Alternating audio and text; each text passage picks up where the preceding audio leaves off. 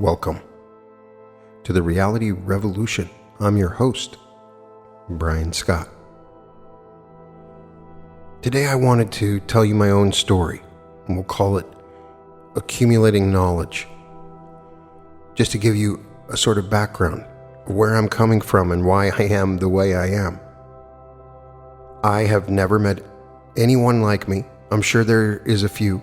I've met some that are close. I was born with this overwhelming desire for knowledge. It was never ending. This overtook me at a very young age. As soon as I could read a book, I was reading every book that I could possibly read. I did this for a long time, mostly fiction.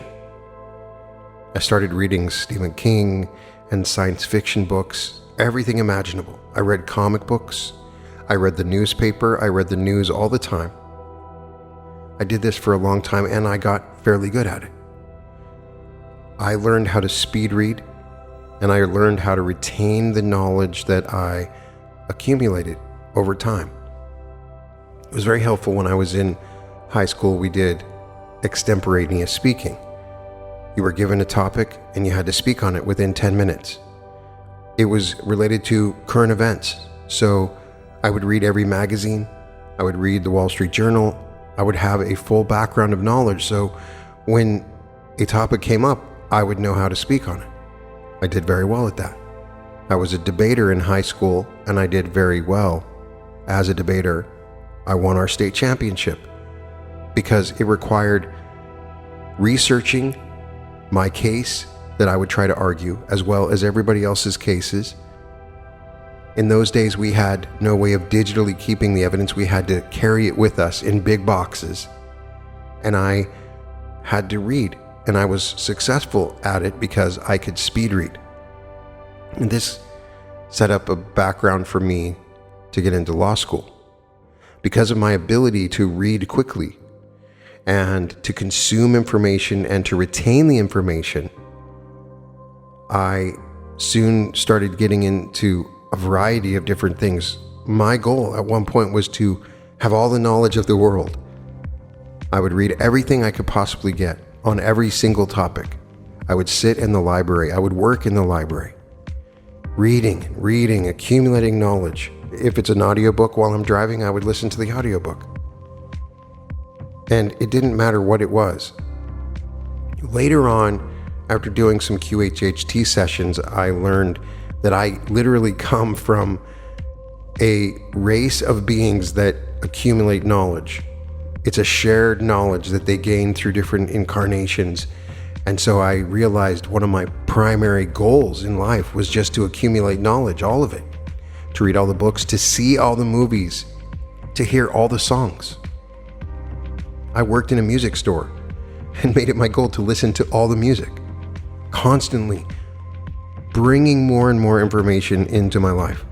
Eventually, I owned a bookstore and I had easy access to all the books.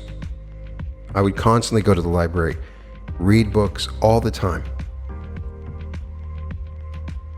What was I going to do with all this knowledge I was gaining? I started to see patterns and get general ideas of things. When I would research a topic, I would research everything on that topic. I would go to the library and read every book that they had on it. I would read every magazine article and newspaper article, every journal I could find on that topic. And I had some incredible fruits that came out of these experiences when I researched neurolinguistic programming and its origins. I found new ways of researching materials. I got access to LexisNexis, where I could look up any topic and get everything that was written on that particular topic. I can't say that this is a good thing. I'm not saying I would recommend this particular life. Didn't have a lot of friends at certain periods when I was really consuming a lot of information. It was a solitary existence for a while in my life. But this was important. In this world that we live in, there is so much knowledge available. The answers to everything that you want is available in books that you can read, in fiction books and non-fiction books. I love a good story because I find truth in so many stories The imagination is reality, and there is no fiction. So every story I read, I feel like I'm living a life. I keep these books. They're like shared memories for me, wonderful experiences. When I experience the whole book, I'm able to vividly imagine it, and I carry that memory. I keep the book. It is a treasured and wondrous feeling for me. So I started to get to a point where I wanted to take this knowledge that I had accumulated and share it. As I have shared my story before, I then raised a family and maybe cut down on my reading a little bit, eventually starting a company that required me to work all the time at my desk. And it was meaningless work where I had to just input information all the time. And so I was able to listen to books at a very fast rate of speed. And then there was a sudden explosion in my ability to consume books from the speed reading into the speed listening period and phase of my life. And so I listened to the entire Bible at like 5.5 times speed when I had it on my iPod. I would train myself at high speeds like 9 times speed, and then cut it back to 5.5 times speed or 4 times speed, and it would sound slow. That's how I'm able to listen to it fast, is I listen to it way, way faster, try to get the rhythms and tune into it, and then I listen to it again and it's much slower. Everything is relative. So after consuming the Bible, I had this incredible shock of how ridiculous the Bible was in listening to it all in one sitting. The story of Job and his family being killed, everything being slaughtered in his life. The stories of Enoch, Ezekiel, Elisha. Crazy stories. And it bothered me. It led me into an avenue of seeking out everything I possibly could from my research ability on the Creator. And I read everything that you could possibly read of a spiritual nature. The Bhagavad Gita, Lao Tzu, Confucius, the Quran, the Upanishads. Anything that had ever been written about God, I would read. I had read every single book. And in the same mode, I would try every meditation. I became a meditation junkie, trying every different kind of meditation, trying different practices, trying different magic ceremonies, magic rituals. I would take my knowledge and I would try to apply it. And I did this for a very long time. Of course, one of the things you learn is there's a limit to how much you can truly know, and then you have to apply what you know, and that cannot be replaced. There is no way to replace true experience. It's close, and I do believe that an evolution occurs when you read books, and you read a lot of books and you consume a lot of information. It's like food for your mind. Something wonderful truly does happen, and you start to see the world in a different way. In this day and age, if you become an avid reader, it's like giving you a new superpower. Right now, so many people do not read. I meet a lot of people that have no interest in reading. And the world makes it harder for you to read with so many distractions, so many things to watch, so many things to do. The books end up being on the end of the scale. That was one reason I was so motivated to do my podcast, was to share knowledge that I had gained with others. And this is an unusual course because there are certain things I can't share because of copyrights. And there's lots of information out there, so much so. There's all these amazing authors that had no families, that died, and they're still under copyright that can't be shared. It blows my mind how much knowledge I'm not able to share with you just because of that. There are many different things that I've learned in reading these books. I've seen patterns, I've seen underlying themes, and I've begun to see a shape to the reality around me, a consistent through line that many of these books, beliefs, philosophies, and shared experiences began to show me about the world. I began to see the truth that I do create my reality. I saw the millions and millions of shared experiences from different writers on their abilities to shift into realities, to create their own reality, to attract wonderful things into their life. And I was so excited to try and experiment with these techniques that I learned. So while I was reading, I was also trying to apply it. Now, there are some disadvantages to acquiring this much information. I did go through an absent-minded professor phase a little bit. But everything changed for me on February 8th, 2016. It was the night the Broncos won the Super Bowl. It's easy for me to remember. I was very excited when they did. I'm a big fan. It was one of those nights I couldn't get to sleep, lazily sitting on my couch, changing the channel, just happy for a wonderful victory, for my team had won the Super Bowl. Then I looked up and I noticed that the porch door was open halfway. I thought that was quite strange. I would never leave my porch door open. My cat could get out, so I was very worried about my cat. I got up, walked over to the door, and there's this kid. He's standing there holding a gun, pointed at me. And I quickly began to shut the door. It was double pane glass. I turned and I ran. And time slowed down. I was outside of my body. At the same time, I was inside my body. I could hear the gun fired, and the bullet went through the double pane glass. I could hear it shatter each of the windows as I ran.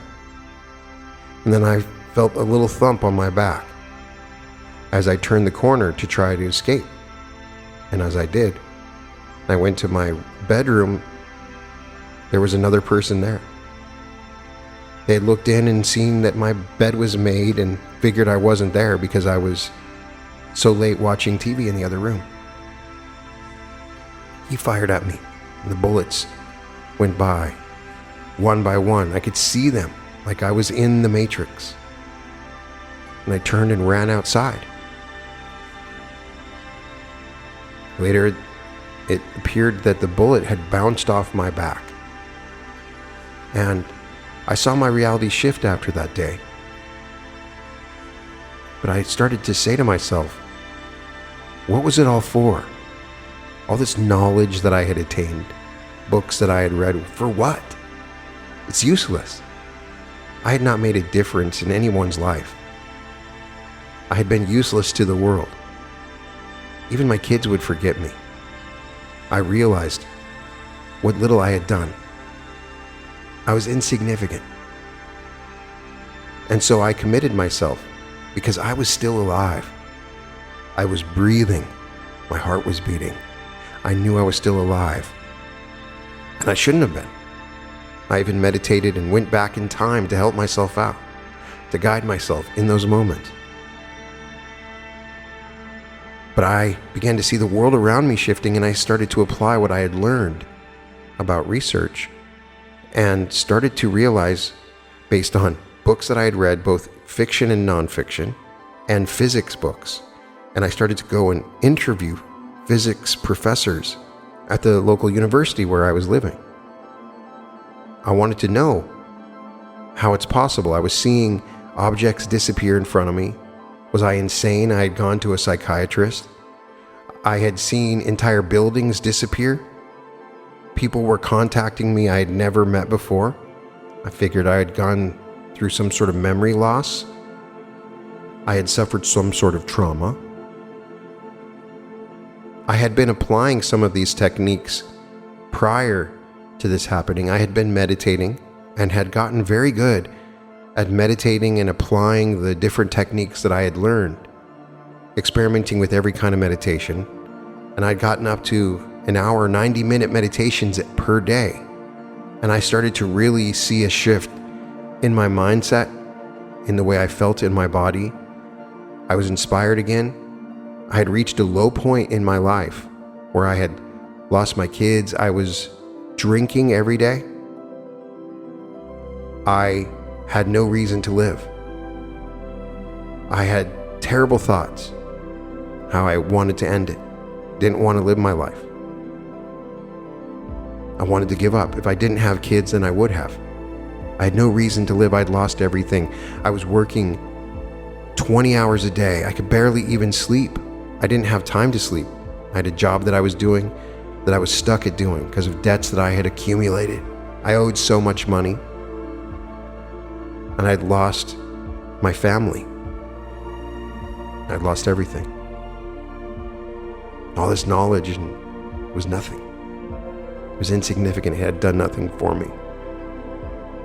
So I committed with each breath and every new experience I had to remind myself that I wasn't even supposed to be here. That every experience I was having was new and wonderful. And I committed every day, what kind of a difference can I make? How can I make a difference in the world? How can I serve? It took me a while, even after that moment, to really focus myself and find my vision, to commit to my vision, to where I'm at today. But in those moments, in that moment when I thought I might die, I had my life flash before my eyes. When I had been hit and I thought maybe I had been shot, I didn't feel anything because it did bounce off my back. There was a tiny little scar on my back. I built an entire tattoo around it. But I thought I had been shot. And I looked back on my life. I looked at what I had done, what I had learned. It was so ridiculous. I had not lived. Everything I had experienced was so cliche. I had worked in sales, very selfishly, making money on the backs of people, using my sales skills to manipulate them. I hated myself. I had done things I hated. I was ashamed of myself. I tried to escape by drinking them away. Anything I could. I could not stop drinking. So I finally decided to stop drinking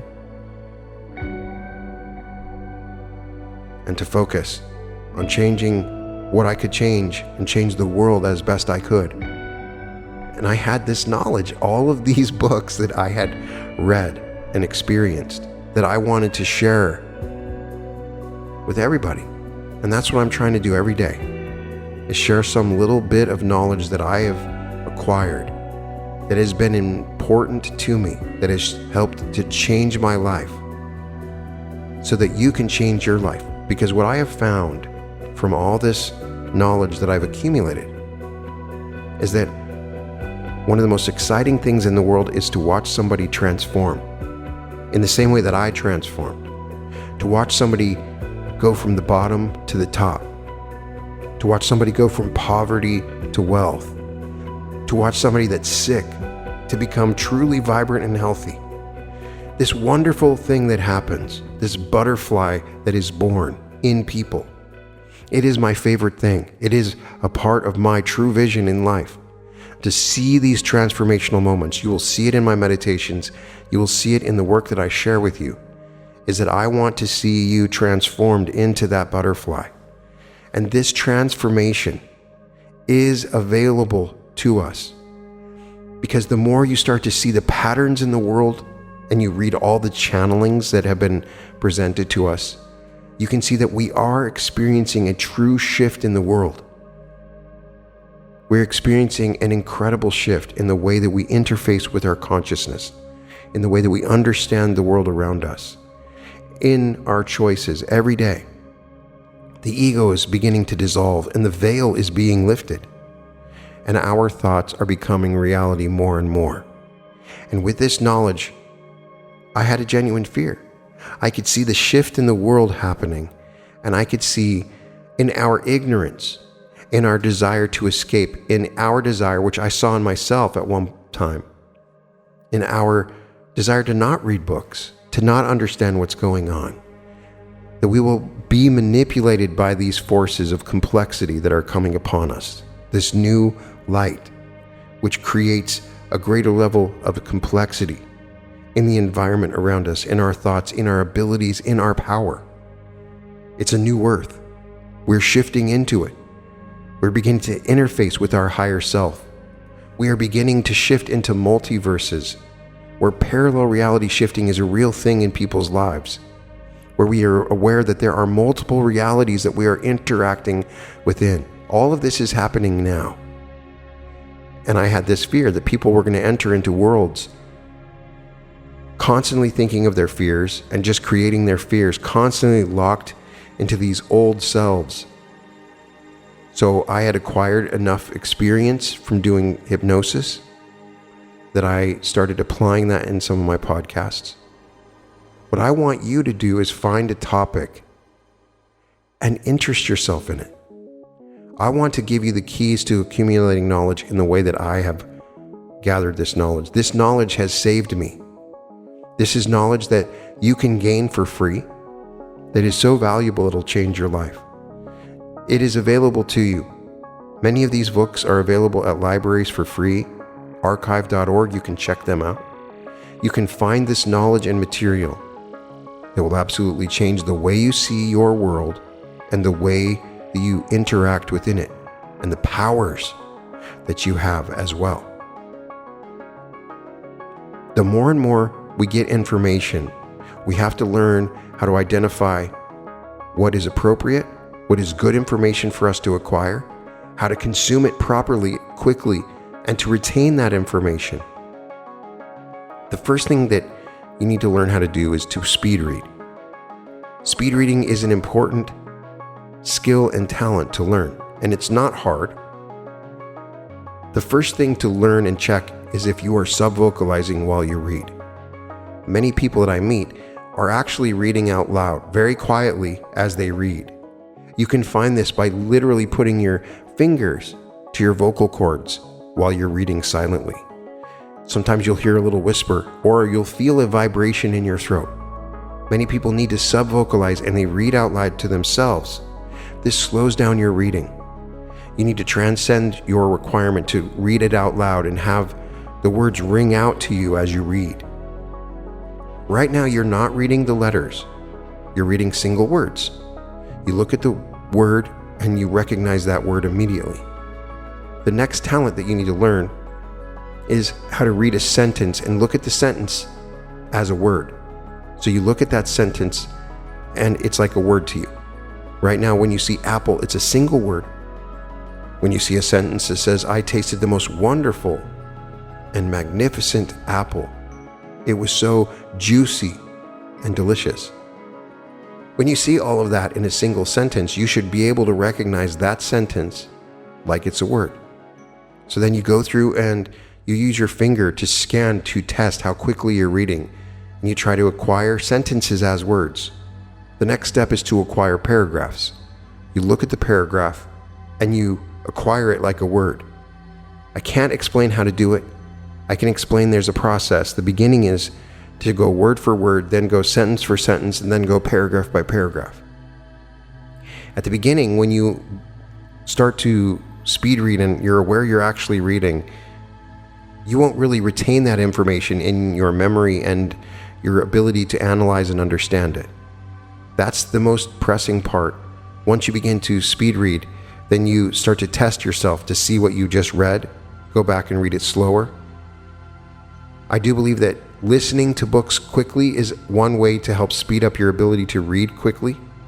If you go back to early episodes on my podcast, as well as recent ones in some cases, I have a tendency to speak very quickly. That's because I'm thinking quickly, I'm reading quickly, and I'm listening quickly. I have to slow myself down. That is a disadvantage of this process. But the advantage is you're getting and gaining more knowledge quickly. I recommend that you start to really check your heart when you're getting knowledge and information, because in the modern age, it's just us reading different social media posts. A lot of times, that's the worst possible place that you can get information. It's propagandized, it's doctored, there's an algorithm, You want to be able to acquire this information on your own, in your own ways. You need to be able to read information that you know is going to be false and acquire the information without it affecting you. You should read the news, and you should generally be somewhat critical of what you're reading, but you should read it. I can read all different news items. A lot of times people get into echo chambers where they're able to read a lot of information and they can acquire quite a bit very quickly, but they only read one side of it and they're not reading all of it. Something happens when you focus your attention upon a single subject. You begin to acquire the patterns and knowing of that subject. Read all the books about it. Look into the authors that are writing these articles. Get background on these authors. A lot of times you'll see a harmless article that's interesting, but you look into the author and the author is a complete idiot. Your ability to read, retain knowledge will help you in conversations, in strategizing, in investing. It helps you in so many ways. It will make you wealthy. Reading is a fundamental skill, and learning to acquire large amounts of information, parsing it out and organizing it is important. Eventually, you're going to be able to get a book, go through the chapters, look at the chapter titles, get an idea of what's going on, and burn through those chapters very quickly.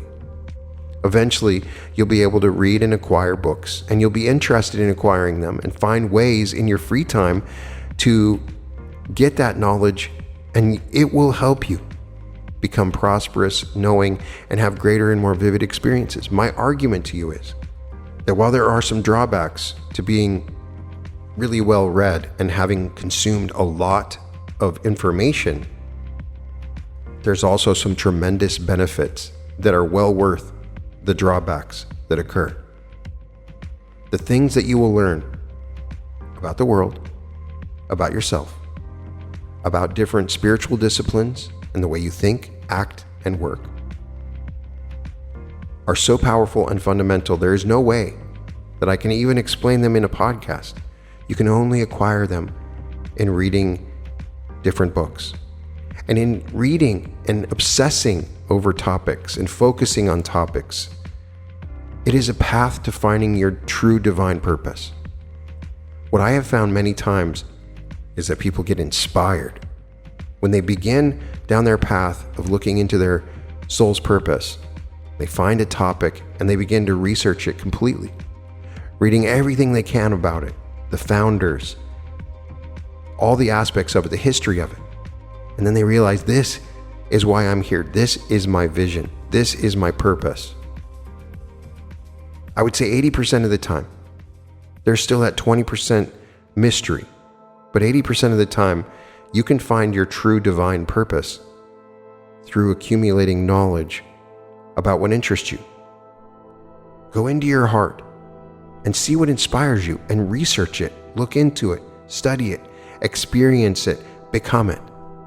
And the more you do that, the more specialized your knowledge and information becomes, the more you begin to find your true divine vision. The warning I can give you is you can go down many rabbit holes. Be careful of the information that you do consume. While it's important to consume all information, there's some that can work against you, that can create fears within you, that does not enable a transformation in your life, but limits you.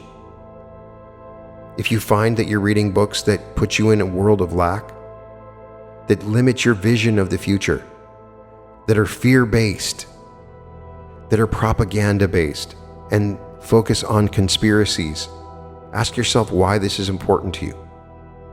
There are many books that are written purely with the intention of misleading. And more, you will find yourself reading those kind of books. So you read these with a critical eye. It doesn't matter what spectrum politically that you're working with. Everybody is out to get something. Everybody's out for some reason or another when you're reading certain books. I'm more interested in academic journals, in older books, bibliographies, biographies, things that explain and analyze, science books. But no matter what, you're going to access materials that can work against you, that are wrong, that are false, and you have to have some strategy or way of dealing with it. it is important that you learn this ability. But my clarion call to you is that now is the time to accumulate knowledge, that knowledge is your best friend, not to be afraid to research, and be open to acquiring new information, finding ways and methods to do that, and using this constant accumulation of information to acquire patterns, help you to find your divine vision and purpose. You can find all episodes of The Reality Revolution at therealityrevolution.com. I'd love it if you checked out my art. You can find it at www.newearth.art. Please share your story with me. I would love to hear it as I have shared mine with you. Sending all my love and welcome to the Reality Revolution.